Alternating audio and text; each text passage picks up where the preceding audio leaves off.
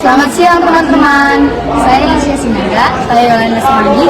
Di video ini kami akan menjelaskan tentang negara yang mengalami pertumbuhan ekonomi.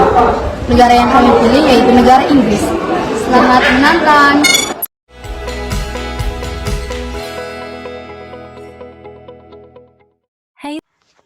Hai teman-teman, kali ini kami akan menjelaskan tentang krisis ekonomi yang terjadi di negara Inggris. Kalian tahu nggak sih kalau mata uang Inggris yaitu pound sterling yang dianggap sebagai mata uang termahal dan dianggap sebagai salah satu mata uang terkuat pernah mengalami krisis ekonomi mengerikan karena nilai tukarnya itu mendadak anjlok cuma dalam waktu satu malam. Uniknya, fenomena sebesar ini diduga kuat disebabkan oleh manuver keuangan dari salah satu orang super powerful di zamannya. Akibat peristiwa ini, pemerintah Inggris hampir bangkrut dan akhirnya terpaksa narik mata uangnya keluar dari mekanisme mata uang Eropa.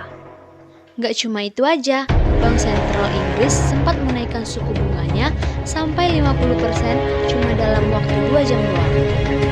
Pemerintah Inggris waktu itu kehilangan 3,3 miliar pounds buat nyelamatin perekonomian mereka, tapi ternyata hasilnya masih gagal. Buat kembaliin nilai tukar pounds naik balik naik sebelah, dan nilai tukar pounds sterling jatuh sampai berbulan-bulan, dari bulan November hingga berakhir dan dimulai dari bulan September pada tahun 1992. Dalam kurun waktu 3 bulan, utang negara Inggris naik drastis. Soalnya nilai tukar pound sterling drop sampai 25%. Peristiwa yang menghebohkan dunia ekonomi ini dikenal dengan Black Wednesday atau Rabu Hitam karena emang kejadiannya di hari Rabu, tepat tanggal 26 September 1990. Seorang investor dunia keuangan terkenal juga bertanggung jawab atas peristiwa ini. Orang tersebut adalah George Soros. Kira-kira apa sih yang menjadi pemicu terjadinya Black Wednesday ini? Kenapa nama George Soros itu sering disebut sebagai penyintas ini? Bahkan dijuluki sebagai the man who broke the bank atau orang yang membobol bank sentral Inggris. Buat menjelaskan tentang ini, kami perlu tarik mundur ke kondisi perekonomian Eropa pada tahun 1960. Benua Eropa itu bisa dibilang benua kecil, di mana banyak negara berbatasan langsung dan juga dekat secara geografis. Hal ini bikin negara-negara punya hubungan ekonomi yang erat banget satu sama lain. Dulu sebelum mata uang Eropa punya mata uangnya masing-masing, seperti pound sterling di Inggris, ada Deutschmark di Jerman, dan franc di Inggris, dan masih banyak lagi. Namun, buat bikin perdagangan antar negara lebih stabil, negara-negara Eropa ini itu berinisiatif buat bikin sistem yang bisa ngejaga stabilan nilai tukar mata uang mereka dan akhirnya mempermudah perdagangan mereka. Konsep ini dibikin tahun 1960-an dan dinamai Exchange Rate Mechanism atau ERM. Apa sih itu ERM? Jadi gini, tiap negara di Eropa yang bergabung sama mekanisme ERM ini bikin kesepakatan buat stabilitas nilai tukar mereka supaya nilai tukar mereka nggak berfluktuasi lebih dari 6% dalam dua arah. Mau itu naik 6% atau turun 6%.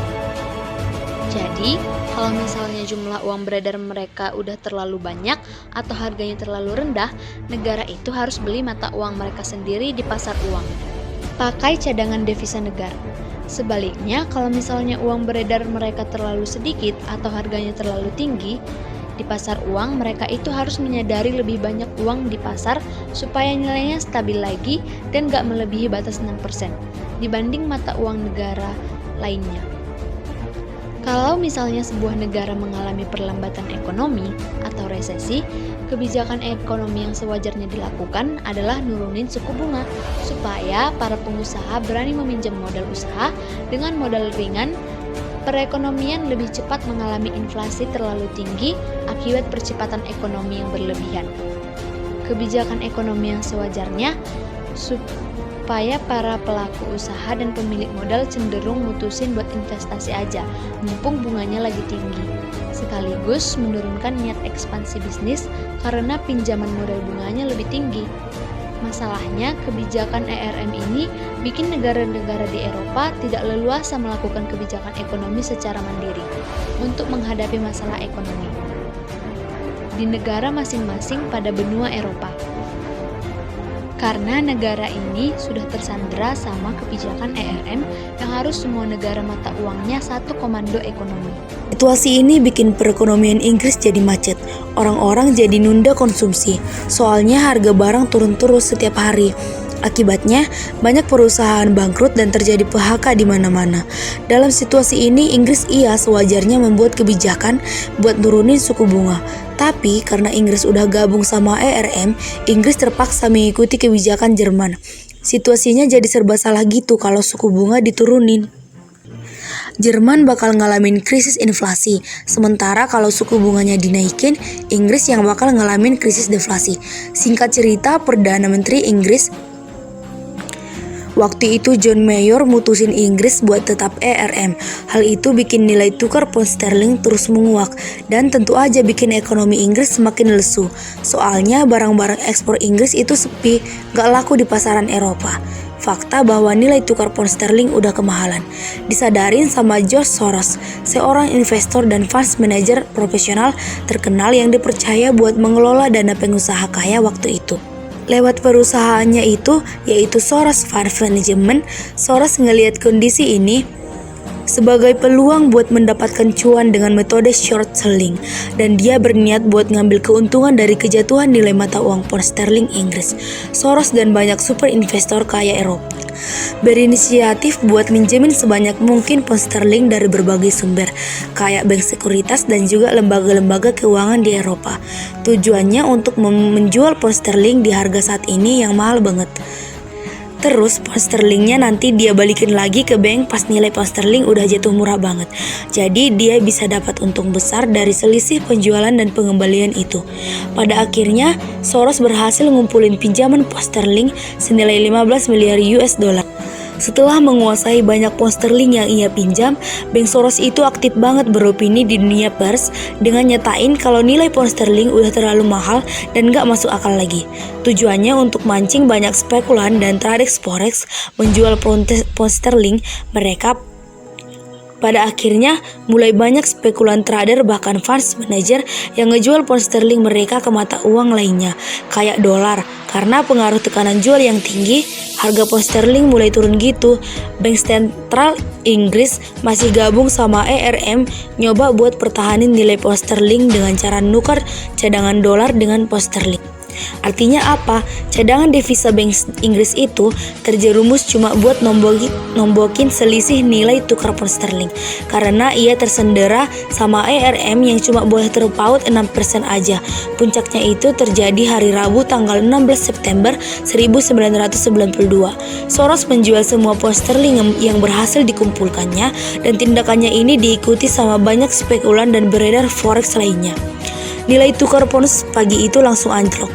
Kejadian ini pagi itu sangat merugikan Bank Sentral Inggris, yaitu Bank Inggris atau Bank England, karena sesuai aturan ERM, Bank Sentral Inggris harus menjadi fluktuasi nilai mata uang dengan jadi pembeli siaga terhadap siapapun yang menjual pound sterling. Akhirnya Bank Sentral Inggris menguras cadangan devisa negara sekitar 50 miliar US dollar buat beli pounds yang dijual sama para spekulan di pasar uang. Demi menjaga stabilitas di pasar mata uang, di siang hari pemerintah Inggris mutusin buat naikin suku bunga sampai puluhan persen.